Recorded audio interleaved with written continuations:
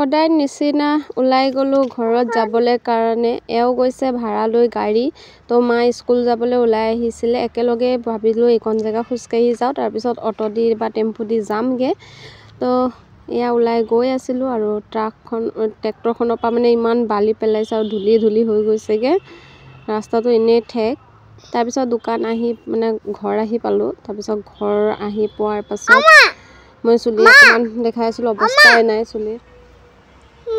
তাৰপিছত দোকানখন খুলি ল'লোঁ এনেকেই কৰি আৰু উপায় নাইকিয়া ছোৱালীৰ কাৰণে ভইচ অভাৰ দিবলৈও নোৱাৰিছোঁ এই আমাৰ চেণ্টাৰ তাৰপিছত ৰাতি একেবাৰে ঘৰত গৈহে কেমেৰাটো অন কৰিছোঁ এইফালে মই ভাত বহাই লৈছিলোঁ আৰু দেখাই আছিলোঁ যে বৰষুণ দি আছে পানী পৰি আছিলে তো দুখীয়া জীৱন এনেকুৱাই আৰু কি ক'ম গেছো খতম হ'ল গেছ ভৰাবলৈ পইচা মিলাবই পৰা নাই চৌকাতে ভাত পানী বনাই থকা হৈছে তো দোকানৰ পৰা আহি এয়া ভাজি বনাইছিলোঁ আৰু ভাতটো হ'লেই তাৰপিছত আকৌ দালিও বহাইছোঁ তো এই আমাৰ চৌকাত দালি হৈ গ'ল তাৰপিছত এতিয়া ৰাতি খাই বৈ হৈ গ'লগৈ তাকেই কৈ আছিলোঁ যে এতিয়া শুবলৈ হৈছে বুলি তাৰপিছত আকৌ পিছদিনা ৰাতিপুৱা এয়া মই চাহ বহাই থৈ গৈছিলোঁ চাহ শুকাই থাকিলে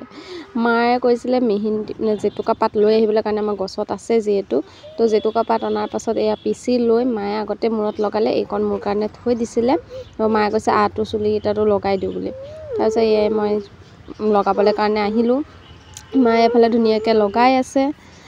আৰু মোৰ ইমান ঠাণ্ডা লাগিছে মাক তাকে কৈ আছোঁ মায়ে কৈছে ৰ'দত বহি থাক ঠাণ্ডাটো নালাগে বুলি তাৰপিছত মায়ে লগাই দিছে আগতে বহুত ধুনীয়া আছিলে চুলি দেই তাৰপিছত যত্ন নোলোৱাৰ পৰা একদম চুলিৰ অৱস্থা নোহোৱা হৈছে মানে তাই যেন সময়ে নেপাওঁ বা এলাহ লাগে আজিকালি নিজৰ কাৰণে কিবা কৰিবলৈ কাৰণে মায়ে মুখত ঘঁহাৰো কিবা এটা বনাই থৈছে পাৰিলে সেইটোও শ্বেয়াৰ কৰিম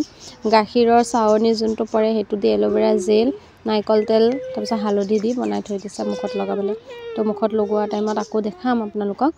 তো এয়া মাক কৈ আছোঁ লাহে কৰা ইমান দুখ পাইছোঁ বুলি আৰু ইমান চেঁচা নহয় লগোৱাৰ পাছত মোৰ মাথাটো একদম পূৰা বিষ হৈ গৈছেগৈ এতিয়াও মই ৰ'দত বহিহে ভইচ অভাৰ দি আছোঁ মানে ইমান ঠাণ্ডা লাগিছে তাৰপিছত লগাই মেলি হোৱাৰ পাছত মায়ে গ'ল ভাত বনাবলৈ কাৰণে এইফালে মায়ে ভাত বহালে আৰু কিবা চব্জি তব্জি কাটিছে ৰাতিপুৱা অকল চাহ খাই আহিছিলোঁ যিহেতু সেইকাৰণে এতিয়া চাহ একাপ ৰুটি দুটা আলু ভাজি সৈতে লৈ লৈছোঁ